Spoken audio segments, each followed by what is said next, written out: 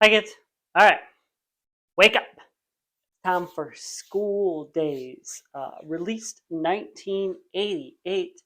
Uh, this one maybe a little more ensemble than any of the other ones. Although you could say Larry, Lawrence Fishburne, is our lead, our protagonist. But this one is also a musical comedy to an effect. But that's about the end of the similarities between School Days and Grease. This one is very different from the other films I've talked about so far for school because this is sororities and sororities in and on a black campus.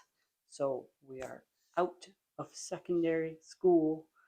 Um, and there is a very different themes that we've maybe only touched on in some of these other things. Uh, Elitism, colorism, racism, all of the isms are here. All matters relating to the African American community. So, uh, very important. So, our kids in this aren't really kids because they're not supposed to be kids. So I'm not going to say how old they are. I'm just going to say who they are. So we have Dak, who is credited as Larry. It's Lawrence Fishburne. We have Dean, who is Giancarlo Esposito. Gus Fring himself. Half Pint is Spike Lee himself. Jane is Tisha Campbell, who will be in another film and a few videos. And then there is Rachel. Um, we're talking about these films. You got to have a song. We've been saying, "We" is me, the royal we. So in this one we have "Debut" by EU is the song. Although there's lots of songs in this because it's a musical. So I don't know. What is this?